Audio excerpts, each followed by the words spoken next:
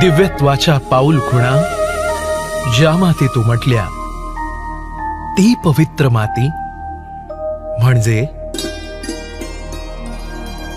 महाराष्ट्र राज्यातील अहमदनगर जिल्ह्यातील श्रीरामपूर तालुक्यात गोदावरी नदीच्या काठी वसलेले डोमेग्राम होय। डोमेग्राम हे श्रीरामपूर ते नेवासा या मार्गावरील भोकर गावापासून 9 किलोमीटर अंतरावर आहे। तसेच टाकळी भान या गावापासून उत्तरेस 7 किलोमीटर अंतरावर आहे। आजचे कमालपूर हे 12व्या शतकातील डोमेग्राम या नावाने ओळखले जात होते। डोंबाई या तत्कालीन ग्रामदेवतेवरून हे नाव रूढ झाले होते। डोमेग्राम या गावाला सध्याला कमालपूर या नावाने ओळखलं जातं। मुस्लिम राजवटीमध्ये काही गावाचे नाव बदलली गेली, जसे खातेगावचं हमरापूर, गव्हाणचं ममदापूर, तसं डोमेग्रामचं कमालपूर असं झालं। परंतु मानभावी ग्रंथामध्ये आणि समाज जीवनामध्ये डोमेग्राम हा शब्द रूढ आहे। सर्वज्ञ श्री चक्रधर स्वामींचे डोमेग्राम येथील 3 मठांमध्ये 6 महिने वास्तव्य झाले। महानुभाव संप्रदायातील लीळा चरित्र व स्थानपोथी या प्रमुख ग्रंथांचा आधार घेऊन 12व्या शतकातील त्रयमठ आज आपण अनुभवण्याचा प्रयत्न करूया। नाशिक त्र्यंबकेश्वर पासून उभय गोदावरीच्या तीरी खेळ क्रीडा करीत श्री चक्रधरांचे आगमन या डोमेग्रामीच्या त्रयमठामध्ये झाले। गावाच्या वायव्य दिशेला उंच भूभागावर असणारे हे वैभवशाली असे 3 मठ होय। महाद्वारातून आत प्रवेश केला की प्रथम केशव मठ म्हणजेच प्रसन्न मठ, मध्ये नारायण मठ म्हणजेच उंच मठ व शेवटी नृसिंह मठ म्हणजेच राजमठ असे क्रमाने येतात। या तिन्ही मठांना चहू बाजूंनी भक्कम असा परकोट होता। त्यास जगती असेही म्हणत। या जगतीचे मुख्य प्रवेशद्वार दक्षिणाभिमुख होते, त्यास महाद्वार म्हणत। या जगती लगत 4 स्वतंत्र पट्टीशाळा होत्या। महाद्वारामधून आतमध्ये प्रवेश करत असताना पश्चिम बाजूला 3 खणांची पट्टीशाळा होती। मधल्या खणामध्ये कदाकाळी गोसावियांना आसन होत होते। महाद्वाराच्या पूर्व बाजूला एक पट्टीशाळा होती, म्हणजेच सुएर स्थान होय। त्याच्याच पुढे पूर्व भिंतीला लागून 4 खांबांची पट्टीशाळा होती। येथे स्वामी कदाकाळी वेढे करीत असत। परकोटाच्या उत्तर भिंतीला देखील पट्टीशाळा होती। या ठिकाणी प्रवासी थांबत असत। कोल्हेकर परंपरा, भोजने परंपरा आणि विध्वंस परंपरा 3 परंपरेचे मठ होते। प्रसन्न मठाच्या दक्षिणेला भोजने परंपरेचा मठ होता, उंच मठाच्या पश्चिमेला कोल्हेकर परंपरेचा होता आणि राजमठाच्या पश्चिमेला महंत मालव्यास विद्वांस यांचा मठ होता। सध्याला मालव्यास विद्वांस आणि कोल्हेकर मिळून त्या जागेमध्ये विद्वांस महानुभावांचा आश्रम आहे। संप्रदायामध्ये तीर्थस्थान वंदनाला महत्त्व आहे। त्यापैकी महत्त्वाचं क्षेत्र श्री क्षेत्र डोमेग्राम आहे। सर्वज्ञ श्री चक्रधर प्रभूंचं या ठिकाणी 10 महिने वास्तव्य झालं, पैकी 6 महिने राजमठामध्ये स्वामी होते। या डोमेग्राम क्षेत्राच्या ठिकाणी सर्वज्ञ प्रभू 10 महिन्याच्या वास्तव्यामध्ये दररोज विहरणाला जात असत। गोदा नदीच्या दक्षिण काठावर पाणवठ्याच्या जवळ यमलाजून, पिंपळ, लिंब हे वृक्ष होते, ज्या तळी स्वामी जाऊन बसत आणि निरूपण करत। लिंबाला आणि पिंपळाला स्वामींचा संबंध होता। पैकी लिंब पुढे जाऊन जळाला, वाळला, त्याचे काष्टपात्र आणि मणी वंदनामध्ये आलेले आहेत। सर्वप्रथम आपण स्वामींचे 6 मास वास्तव्य असणाऱ्या या राजमठाला पाहूया. राजमठ बहुधा ब्राह्मण संन्याशांसाठी वसतीचे ठिकाण असे. लाकडी 20 खांबांवर उभ्या असलेल्या या राजमठाला 2 थरांचे मुरंबा पाषाणाचे जोते होते. जोत्यांवर जाण्याकरता 3 पायऱ्या होत्या.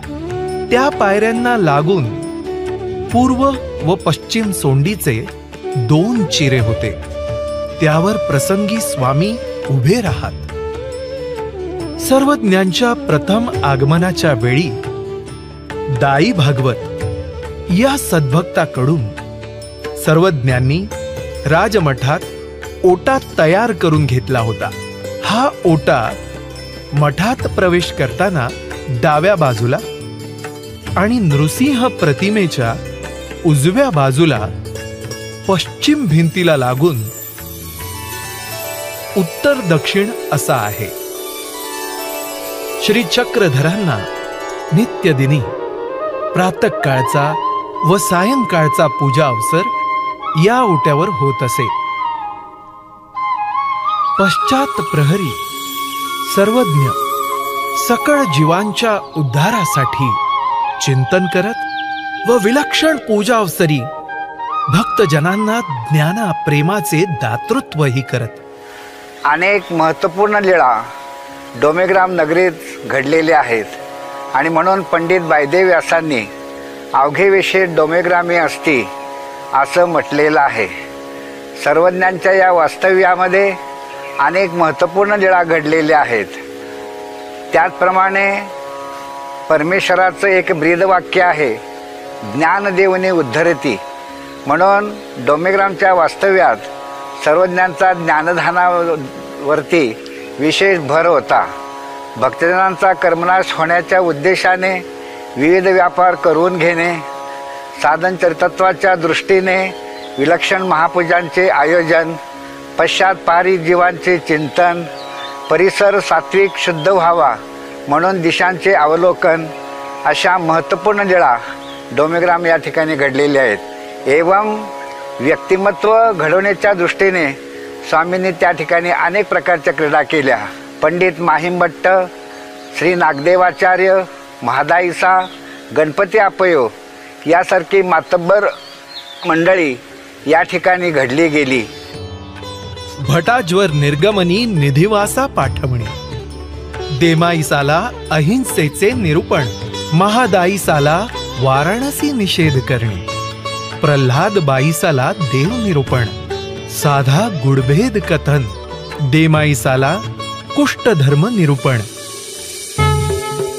श्री दत्तात्रेय प्रभूंची महिमा, तसेच पंडित माहिम भट्टांचा गर्वहरण करून प्रथम दर्शनीच त्यांना ईश्वर धर्माचा बोधही याच ओट्यावरून दिला. जीवांना घडवून मढवून योग्य करणाऱ्या अशा एकंदरीत 50 महत्वपूर्ण लीळा या ओट्यावर घडल्या आहेत. ओट्यासमोर असलेल्या या स्तंभाला त्राहटून आम्हाला जर इच्छा झाली तर आम्ही खांबालाही निमित्त करून शास्त्र निरूपण करू, असे सर्वज्ञांनी बाईसांना नेक्षून सांगितले. याच खांबाला टेकून स्वामींची नित्यदिनीची आरोगणा होत होती. भट्टोबासांचा उपहार देखील याच ठिकाणी स्वीकार केला होता. अशी या ओट्यासमोरची 2 महत्वपूर्ण स्थाने आहेत. राजमठाच्या कवाडाखाली 2 थरांचा लाकडी उंबरवट होता.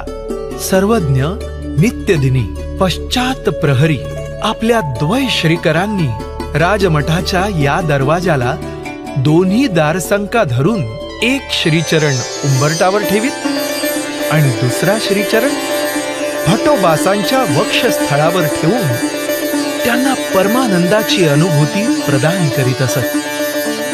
तेच हे उंबरवटाचे पवित्र ठिकाण. असन्निधानामध्ये आचार्य परमार्गाच्या स्थान वंदन हेतू कारणे माणभाव पंथातला पहिला विशेष म्हणजेच उंबरवट तो काढण्यात आला. त्याची 3 पात्र तयार करण्यात आली. मुख्य जे मोठं पात्र होतं ते आचार्यांच्या जवळ होतं. 2 पात्रुल्या होत्या जे छोट्या होत्या. त्या पुढे कवीश्वर व्यासांनी आचार्यांचे नातू श्री चक्रपाणी भट्ट आणि श्री जयदेव भट्ट यांना देण्यात आला. श्री चक्रपाणी भट्टांकडे असलेली पात्रुली आजही गुंफेकर पिढीमध्ये आपल्याला नमस्कार करायला मिळते. उंबरवट ओलांडून स्वामी या पटीशाळेतील नक्षीदार व शोभिवंत मदळसा धरून चरणचारी उभे राहत होते. साधा ईसाला अभय देण्याची लीळा याच पटीशाळेवर घडली. राजमठाच्या बाहेर पटीशाळेवर पश्चिमेस असलेल्या ओट्यावर सर्वज्ञांना नित्यदिनी दुपारचा पूजा अवसर होत असे. स्वामी विहरणाहून आले की या ओट्यावर बसत. अंगी टोपरे काढून भटोबासांच्या हाती देत. भटोबास ते खुंटीला टांगून ठेवत. जवळच वळचण होती, त्यावरही वस्त्र ठेवत. भाळ प्रदेशावर चंदनाचा आडा रेखीत व अक्षतेने अर्चन करून बाईसा नित्य नेमाने स्वामींच्या ठाई दुपारचा पूजा अवसर करत असत. पटीशाळेच्या पूर्व बाजूला गदोनायकाची पत्नी म्हाळा ईसाने आणलेले रेशमी वस्त्र ते स्वामींनी मल्लासारखे परिधान करून पटीशाळेत वेढे करत भक्तजनांना मालगंठीचा अलौकिक अवसर दाखविला. या लीळेचे प्रतीक आज आपण या ओट्याच्या रूपात पाहत आहोत. राजमठात जाण्यासाठी असणाऱ्या 3 पायऱ्या लगत असणारी ही पूर्वसोंडी. या पूर्वसोंडीवर उभे राहून स्वामींनी श्रीगोंदा गावातील दाको नावाच्या लोहाराला दर्शन दिले. दर्शन होताच दाकोने 5 वर्णी जाडी, चौरी, पोफळ फोडणा, आरती, धुपटणे आणि पोफळे अशा 6 वस्तू भेट दिल्या. पश्चिम सोंडी तुरुंगमारोहणी छिन्नपापी बीजे करणे या लीळेची आहे. येथीचा राजवाहक कोण होईल या स्वामींच्या प्रवृत्तीला पात्र झालेल्या भट्टोबासांच्या पाठीवर आरूढ होऊन सर्वज्ञ याच ठिकाणाहून छिन्नस्थळीला गेले. रायांगणाच्या पश्चिम परकोटाला एक खिडकी होती. त्यास पश्चिम खिडकी असे म्हणतात. पूर्व सोंडीच्या बाजूला मादनेचा चिरा होता. यावर स्वामींना 8 दिवसा क्षौर व 14 दिवसा मादने होत असे. मादने स्थानापासून पोळीच्या कडाने मोरी जात होती. त्यास परिवा असे म्हटले आहे. येथे भिक्षान्न टाकल्याबद्दल स्वामींनी नाथोबासांना शिक्षापण केले. आज हे स्थान आपल्याला पाटील बाबा विशेषाजवळ दिसते. राजमठ आणि उंच मठ यामध्ये 9 हातांचे रायांगण होते. या रायांगणात स्वामी भोजना उपरांत प्रसंगी भटोबासांचा हात धरून शतपावली करत. यास वेढे करणे असे म्हणतात. ही लीळा आपल्याला षटकोनी ओट्याच्या रूपात अनुभवता येते.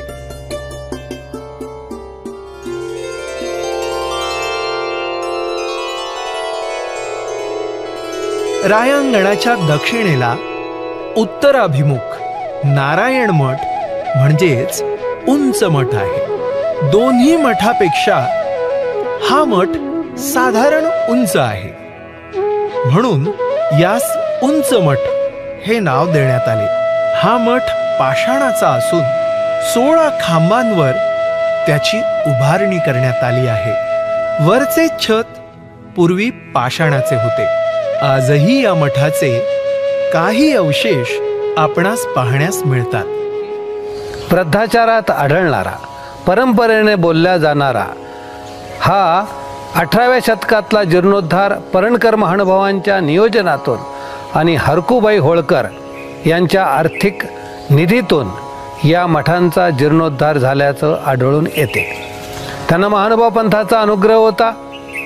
या व्यतिरिक्त त्यांनी श्री दत्त गुंफा पंचाळेश्वर, श्री क्षेत्र डोमेग्राम येथील शिन्नस्थळी आणि कन्हैयालाल मंदिर कणाशी या मठांचाही जीर्णोद्धार केल्याचे आढळून येते. त्यानंतर पुढे 20व्या शतकामध्ये कैवल्यवासी मोगलेदादा यांनी सन 1960-62च्या दरम्यान हा जीर्णोद्धार केलेला आपणास आढळून येतो. या जीर्णोद्धारात मात्र व्यापक प्रमाणामध्ये स्थानाची यथास्थिती न बदलता मठत्रयांच्या भौगोलिक स्थितीमध्ये मात्र बदल झालेल्याचे आढळून येते. त्यानंतर 21व्या शतकामध्ये प्रस्तुत आपणास दिसत असलेला जो जीर्णोद्धार आहे तो कैवल्यवासी प्रेमजीबाई रुपारेल यांच्या नियोजनातून हा जीर्णोद्धार आपणास झालेला दिसून येतो. हे देखील तैसे आठविजे या आज्ञेनुसार स्थानवंदन करत स्वामींच्या लीळेंचा अनुभूती आनंद अनुभवूयात. उंच मठ हे भक्तजनांचे उठण्या बसण्याचे ठिकाण होते. उंच मठावर चढून जाण्यासाठी 5 किंवा 7 पायऱ्या होत्या. या पायऱ्या लगत असणारी ही पूर्वसोंडी परमेश्वराच्या अप्राप्तीच्या दुःखास्थ उद्विग्न झालेल्या पाठकाच्या अंतःकरणातील भाव भक्तजनांना सांगत असताना सर्वज्ञ या सोंडीवर आसनस्थ झाले होते. म्हणून हिला पाठकाची सोंडी असेही म्हणतात. येथील पूर्व सिंहाडावरती आसनस्थ होऊन सर्वज्ञांनी भट्टोबास व नाथोबा यांना श्राद्धगृही भोजन केलेल्या अपराधाची शिक्षा म्हणून मठावरून उड्या घालण्यास सांगितले. म्हणूनच ह्याला उडियाचे स्थान असे म्हणतात. उंच मठाचे उंबरवट व द्वार चौकट हे पाषाणाचे असून नमस्कारी आहेत.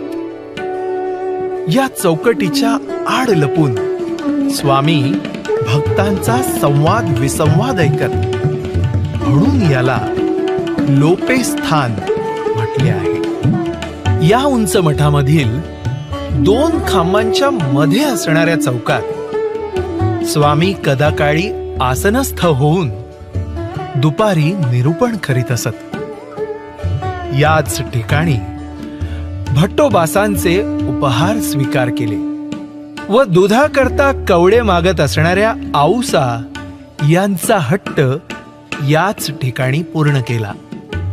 या चौकातील आसन स्थान आज आपण ओट्याच्या रूपात पाहत आहोत. स्वामींच्या पवित्र स्पर्शाने हे दोन्ही खांब देखील नमस्करणीय होय. उंच मठाच्या आग्नेय बाजूला तांबूळ खिडकी आहे. बाहेरून येताना स्वामी या कोपऱ्यात तांबूळाची पीक टाकत होते.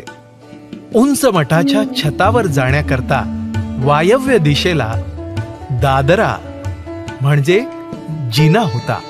हाच जिना चढून स्वामी उंच मठाच्या छतावर जाऊन नेवाशाच्या वाटेकडे दृष्टी लावून भट्टोबासांची वाट पाहत उभे होते. उंच मठ व प्रसन्न मठ या दोन्ही मठांच्या मध्ये 2 हाताची बोळ होती. तेथे कदाकाळी स्वामी रात्रीच्या वेळेस लघु परिश्रयाला जात होते. प्रसन्न मठ हा काष्टाचा म्हणजेच लाकडी 16 खांबांवर उभारलेला असून माळवधाचा होता. या मठात संन्यासी साधकांच्या विश्रांतीसाठी आग्नेय बाजूला पूर्व पश्चिम ओटा होता. येथे बसून स्वामी निरूपण करीत. एका प्रसंगी स्वामी उदास होऊन पहुडलेले असताना श्री प्रभूंची प्रसाद दुटी पाहताच स्वामी प्रसन्न झाले आणि म्हणूनच या मठाला प्रसन्न मठ हे नाव देण्यात आले। याच ओट्यावर स्वामींनी महादायिसाचा श्वेत उपहाराचा स्वीकार केला होता।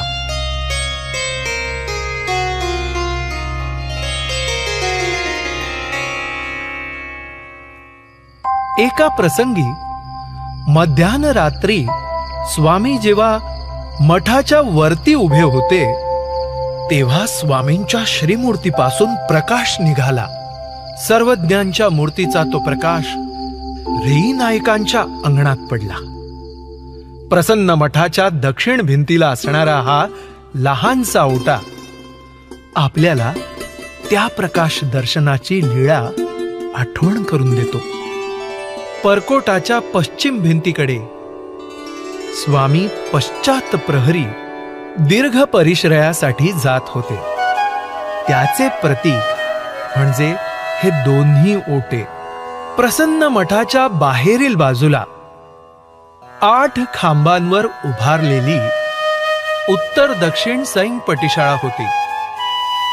स्वामी छिन्नस्थळीवरून येताना पावसात भिजले। तिमलेली म्हणजेच ओली वस्त्रे फेडून रेई नायकांकडून आलेली नवीन वस्त्र परिधान केली व या पटिशाळेवर रेई नायकांचा उपहार भक्तजनांसह स्वीकार केला। महाद्वाराच्या पूर्व बाजूच्या पटिशाळेवर सर्वज्ञांनी नाथोबान करवी एका निराश्रित स्त्रीचे सुएर म्हणजेच बाळंतपण करविले। सर्वज्ञ या ठिकाणी त्या बाळंत आईला विचारपूस करण्यासाठी येत होते। तिन्ही मठाचे मुख्य प्रवेशद्वार म्हणजेच हा महाद्वार ज्याला स्वामींचा पवित्र स्पर्श होत होता। या ठिकाणी स्वामींनी भट्टोबासांना भिक्षांनाचे महत्व निरूपण केले। नित्यदिनी विहरणाला जात असताना महाद्वाराच्या बाहेरील बाजूस चरणचारी उभे राहून सर्वज्ञ दिशा अवलोकुनी अमंगल असणाऱ्या दिशा मंगल करीत होते ते हे ठिकाण होय। अशा प्रकारे परब्रह्म परमेश्वर अवतार सर्वज्ञ श्री चक्रधरांच्या श्री चरण स्पर्शाने पावन झालेल्या या डोमेग्रामच्या पवित्र भूमीला अभिवादन करूया।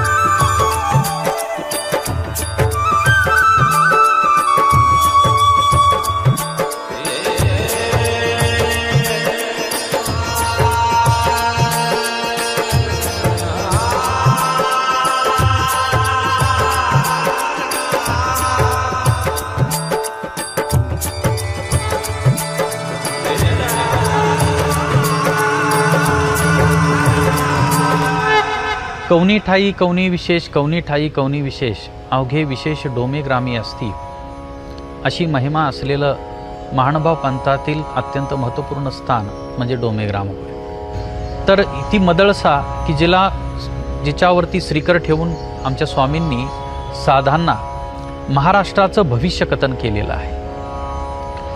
सोंडी असेल ज्या ठिकाणी तत्कालीन समाजाचं सामाजिक स्थितीचं वर्णन दाकोच्या चरित्राच्या माध्यमातून आपल्याला पाहायला मिळतं।